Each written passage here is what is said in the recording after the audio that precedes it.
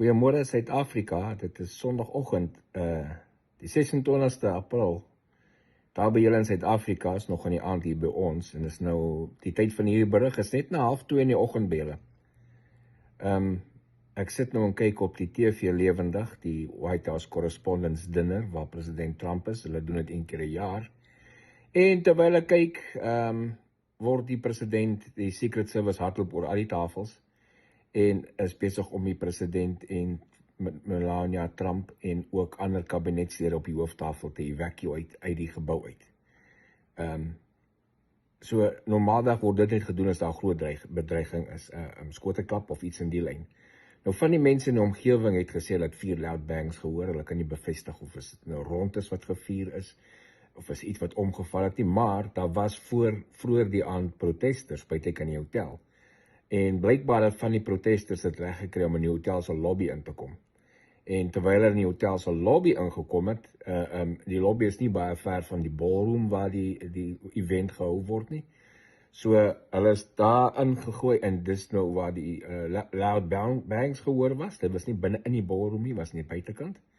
En volgens dit het die Secret Service opgetree, ingekom en minder as 30 sekondes is president Trump, mevrou Trump, die kabinetministers almal op die hooftafel uit ge-evacuate.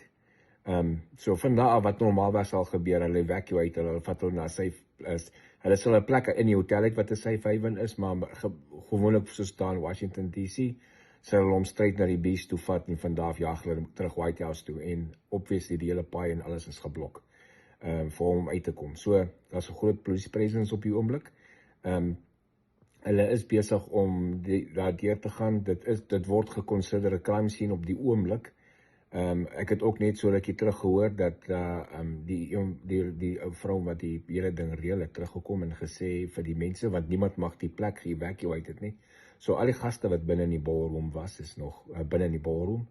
En hulle het nou net ook van hulle begin evacuate by die deure uit, maar iemand het ingekom, die iemand alles reël en gesê dat hulle behoort binnekort aan te gaan met die program, wat die beplan was vir die aand. Hulle het nog nie hulle aandete gehad nie.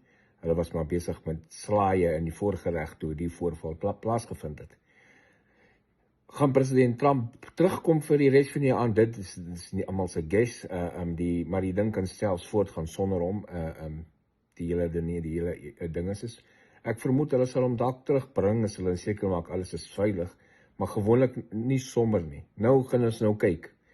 Dis nou, by ons is dit nou net voor 8:00 die aand, Saterdag aand hier in Sentraal-Amerika, en ek gesê dis net voor 3:00 die oggend by julle in Suid-Afrika op hierdie Sondagoggend.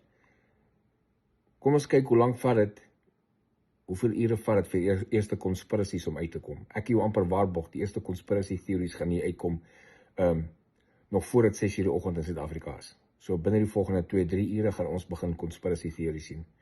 Van die konspirasies wat jy gaan sien is dat hier kamsdag gestage is. Ander gaan jy sien dat daar ander probleme is. Moenie verbaas wees as jy konspirasies gaan sien van dis die Iran regime wat dit nou kom doen het nie. En al hierdie diepe dinge. So ongelukkig is dit maar altyd die geval van as daar iets met die president gebeur, dan kom die conspiracy theories uit lewendig en dik. So ek sal op my oë ook op die regte plekke hou vir informasie, en sodra ek informasie het wat credible is, dan sal ek vir julle 'n bietjie update. Ek weet nie of ek baie lank, ek is nog vroeg hier by ons, is nog voor 8:00 die aand, so ek gaan nog gerus wakker wees. Ek sal kyk as iets intussen oppop, en dan sal ek miskien toevoeg by hierdie video. Maar sien julle dan later. Geniet die res van die oggend, die sal wakker word, sal dit sekerlik op julle nie sien. Baie dankie.